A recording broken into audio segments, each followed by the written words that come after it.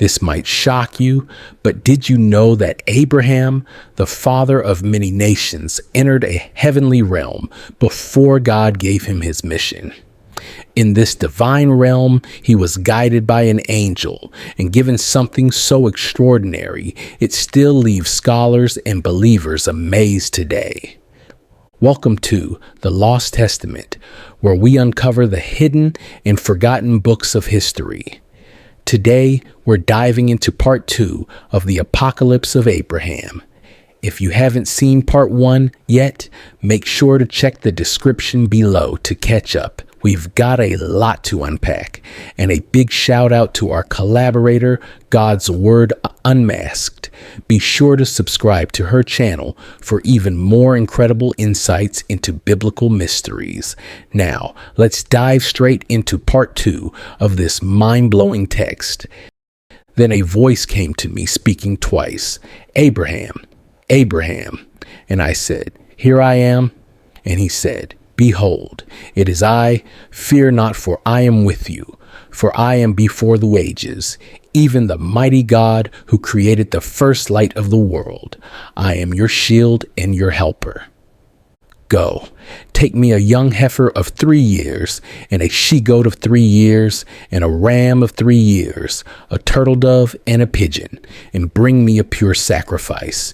And in this sacrifice I will lay before you the ages to come, and make known to you what is reserved, and you shall see great things which you have not hitherto seen, because you have loved to search me out, and I have named you my friend.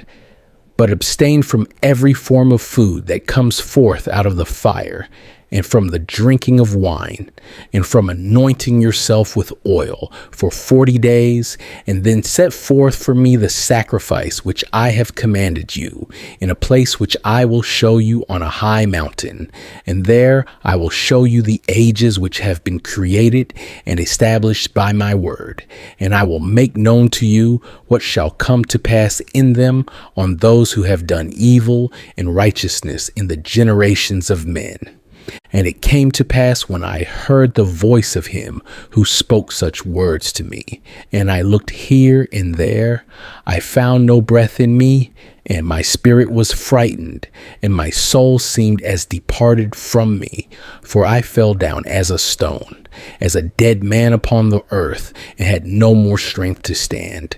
And while I was thus lying with my face towards the earth, I heard the voice of the Holy One speaking, "Go, Joel, and by means of my ineffable name, raise up yonder man and strengthen him, so that he recovers from his trembling."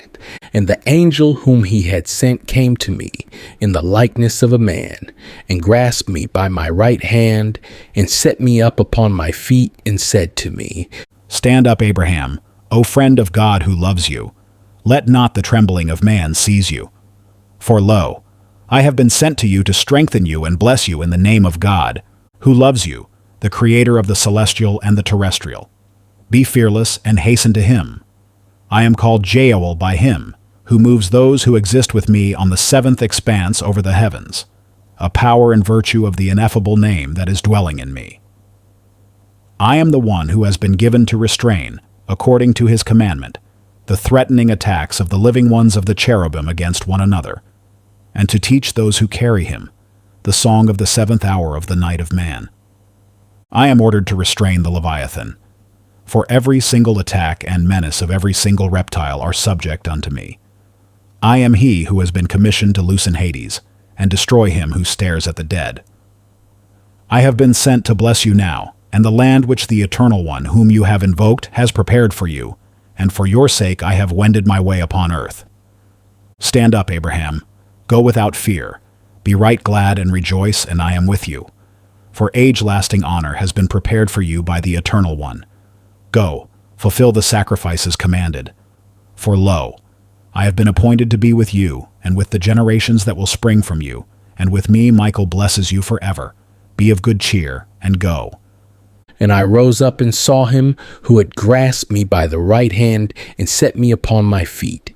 And the appearance of his body was like sapphire, and the look of his countenance like chrysolite, and the hair of his head like snow, and the turban on his head like the appearance of the rainbow, and the clothing of his garments like purple, and a golden scepter was in his right hand. And he said to me, Abraham. And I said, Here I am, your servant. And he said, Let not my appearance frighten you, nor my speech, that your soul be not troubled. Come with me, and I will be with you, visible, until the sacrifice, but after the sacrifice always invisible. Be of good cheer, and come. And we went, the two of us together, for 40 days and nights. And I ate no bread and drank no water, because my food and my drink was to see the angel who was with me and to hear his speech. And we came to the mount of God, Mount Horeb. And I said to the angel, Singer of the Eternal One, I have no sacrifice with me, nor am I aware of the place of an altar on the mountain. How can I bring a sacrifice? And he said to me, Look around you. And when I looked around, there following us were all the prescribed animals, the young heifer, the she-goat, the ram, the turtle dove, and the pigeon. And the angel said to me, Abraham. And I said, Here am I. And he said, Slaughter all these animals, and divide them into halves, the one against the other, but do not sever the birds. And give these to the men whom I will show you, standing by you, for these are the altar upon the mountain, to offer a sacrifice to the Eternal. But the turtle dove and the pigeon give to me, for I will ascend upon the wings of the bird, so that you may be able to see in heaven, and upon earth, and in the sea, and in the abyss, and in the underworld, and in the Garden of Eden, and in its rivers, and in the fullness of the whole world and its circle. You shall gaze into them all. And I did everything according to the command of the angel, and gave the angels who had come to us the divided animals, but the angel Jael took the birds. And I waited until the evening sacrifice, and there flew an unclean bird down upon the carcasses, and I drove it away. And the unclean bird spoke to me and said, Abraham, what are you doing upon these holy heights, where no man eats or drinks, nor is there upon them the food of man? But these heavenly beings consume everything with fire and will burn you up. Forsake the man who is with you and flee, for if you ascend into the heights, they will make an end of. And it came to pass, when I saw the bird speak, I said to the angel, What is this, my Lord? And he said, This is ungodliness, this is Azazel. And he said to it, Disgrace upon you, Azazel, for Abraham's lot is in heaven, but yours is upon the earth, because you have chosen and loved this for the dwelling place of your uncleanness. Therefore the eternal mighty Lord made you to be a dweller upon the earth, and through you every evil spirit of lies, and through you wrath and trials for the generations of ungodly men. For God, the eternal mighty one, has not permitted that the bodies of the righteous should be in your hand, in order that thereby the life of the righteous and the destruction of the unclean may be assured. Hear this, my friend, and be gone with shame from me. For it has not been given to you to play the tempter in regard to all the righteous. Depart from this man. You cannot lead him astray. He is an enemy to you, and to those who follow you and love what you desire.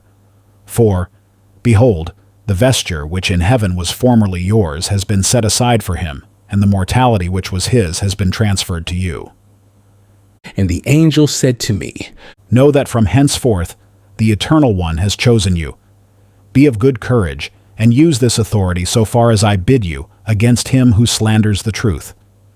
Should I not be able to put him to shame, who has scattered over the earth the secrets of heaven, and has rebelled against the Mighty One? Say to him, Become the burning coal of the furnace of the earth. Go, Azazel, into the inaccessible parts of the earth. For your heritage is to be over those who are with you, the ones brought forth with the stars and clouds, and with the men whose portion you are, even those who exist on account of your being. Justification shall be your enemy. Now depart from me by your perdition. And I uttered the words that the angel taught me. And then the angel said to me, Answer him not, for God has given him power over those who answer him. And the angel spoke to me again, saying, However much he speak to you, answer him not, in order that he may have no free access to you, because the Eternal One has given him weight and will in this respect.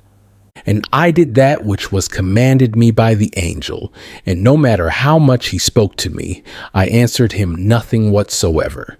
And it came to pass when the sun went down, behold, there was the smoke as of a furnace. And the angels who had the portions of the sacrifice ascended from the top of the smoking furnace. And the angel took me with his right hand and set me upon the right wing of the pigeon, and set himself on the left wing of the turtle dove, neither of which birds had been slaughtered. And he bore me to the borders of the flaming fire. And we ascended upon many winds to the heavens which were above the firmament. And I saw in the air, on the heights to which we ascended, a strong light impossible to describe. And within the light a fiercely burning fire of people, many people, of male appearance, all constantly changing in aspect and form, running and being transformed, and worshiping and crying with a sound of words that I could not recognize. And I said to the angel, Why have you now brought me up here? Because my eyes cannot now see distinctly, and I am growing weak, and my spirit is departing from me. And he said to me, Remain close by me and do not fear, for the one whom you cannot see is now coming towards us with a great voice of holiness, even the Eternal One who loves you. But you yourself cannot see him. But you must not allow your spirit to grow faint on account of the choirs of those who cry out, for I am with you to strengthen you. And while he was thus speaking, fire came all about us, and there was a voice within the fire like the sound of many waters, like the sound of the sea in violent motion. And I desired to fall down there in worship. And I saw that the angel who was with me bowed his head when worshipped. But the surface of the high place where I seemed to be standing changed its inclination constantly, rolling as the great waves on the surface of the sea. And the angel said, Worship, Abraham, and utter the song which I shall now teach you. Utter it without ceasing, that is, without pause, in one continuous strain from beginning to end. And the song which he taught me to sing had words appropriate to that sphere in which we then stood. For each sphere in heaven has its own song of praise, and only those who dwell there know how to utter it. And those upon earth cannot know or utter it, except they be taught by the messengers of heaven. And the words of that song were of this import and signification: Eternal, mighty, holy El, God only supreme, you who are the self-originated, the beginningless one, incorruptible, spotless, uncreated, immaculate, immortal, self-complete, self-illuminating, without father, without mother, unbegotten, exalted, fiery one, lover of men, benevolent one, bountiful one, jealous over me, and very compassionate, Eli, my God, eternal, Jehovah Zebaoth, very glorious, El, Jah, El. You are the one whom my soul has loved, eternal protector, shining like fire, whose voice is like the thunder, whose look is like the lightning. You are the all-seeing one, who receives the prayers of all such as honor you, and turn away the requests of those who embarrass you with their provocations, who dissolves the confusions of the world which arise from the ungodly and the righteous mixed up in the confusion of the corruptible age, and renewing the age of the righteous. Shine, O Lord, shine as a light, even as that light with which you clothe yourself on the first day of creation. Shine as the light of the morning on your creatures, and let it be day upon earth. For in these heavenly dwelling places there is no need of any other light than the unspeakable splendor from the light of your countenance.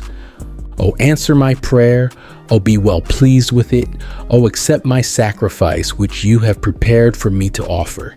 Accept me favorably, and show me, teach me, all that you have promised. Subscribe to be notified about part 3 next week.